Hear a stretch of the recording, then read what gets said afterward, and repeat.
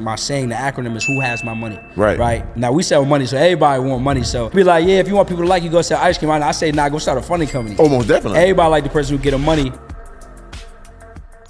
But it's very important that people understand like these credit cards and its interest rates. Facts. Can you explain that to them? Because you ain't paying attention to your interest rate. Exactly. That's what I'm saying? You ain't paying down the principal on shit. You just paying the interest. Come on now. That's a great point. So when it comes to what I tell you is, if you're new, prioritize 0% interest. The reason why is because you're only gonna have to pay 1% minimum a month. So on, let's say $20,000, you only got to pay $200 every month, and it goes towards the actual principal, not just interest, right? That's because big. during that 0% APR period. But I want y'all to be cognitive and understand after the 0% interest period is up, that thing gonna spike. Gonna jump Between 20 and 26%. So make sure you're aware of that, which is why I tell you, have a plan before getting funding. So have a plan, go get a mentor so you can hit the ground running as soon as you get this funding. For non 0% interest credit cards, what I tell you to do is, even when you start with credit unions, bro, typically the interest rate isn't too high. It might be somewhere between 6 and 11%, which isn't crazy, right? But like you said, on auto loans, they can range. I've had auto loans. My first one at DCU, I think it was like 4.2. Now it's a little up. I think it's like 6-7%, even at like a Navy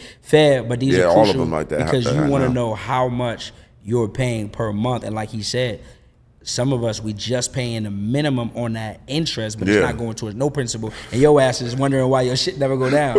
Right. So what happened is they drop my shit. Limits, If you don't use it, you lose it. What the fuck is that about? That's just, a lot of banks are doing that, especially now. So what I tell people is, like you said it earlier, you mentioned it, you always want to set up at least every credit card on at least bills, right? Yes. Because what they're thinking is this: if you're not utilizing the credit that they're giving you, why would we extend you more, or why would we let you have this much? Right. You're a risk because you're not using it. So what I tell you is, set up, I don't care if it's a light bill, I don't care if it's your Comcast, your cell phone bill, set up at least one bill so every month we have some motion, right? I've had that happen on plenty of cards where you don't use it at first. When I was first learning, when you're not using it, you're gonna lose it. So make sure you set those up. And what I want people to know is this, because a lot of people make the mistake of not understanding their due date and their statement day, right? For sure. So for Break example, that down. I done been there too. Me too. That's how I learned it. So a lot of us, we're trying to keep our credit card debt low, or we're trying to get our utilization low. But what happens is you go out and you pay down everything on your due date.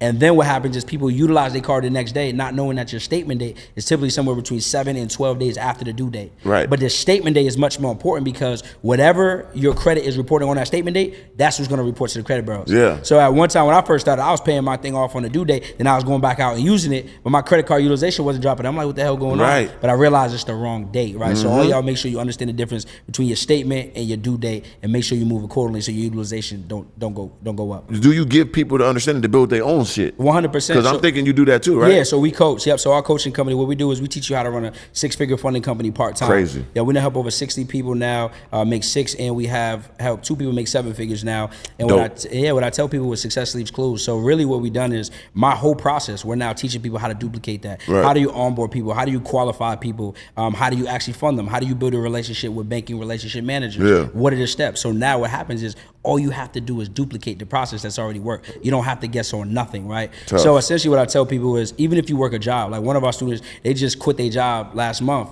He was making $200,000 a year at his job. He quit because he made $120,000 in 10 weeks. Damn right. 2.5 months doing this, right? So it's something that anybody, whether you already have a company, whether you're new in entrepreneurship, you can start. And if you already have something in motion, it's even easier. Another one of my students, he did $85,000 in a month, right? What he did is he already had his own gym. So he came and learned the funding game, and now his clients from his gym, everybody needs funding, right? So he helps a lot of small business owners. So now he's getting them all funding, and it's just an add-on. So the way I tell people, the best way to build your funding company is partnerships, leveraging other people. A few ways you could do that is, my saying, the acronym is who has my money. Now we sell money, so everybody want money. So everybody want to buy the money. People be like, yeah, if you want people to like you, go sell ice cream. I say, nah, go start a funding company. Almost definitely. Everybody like the person who get them money.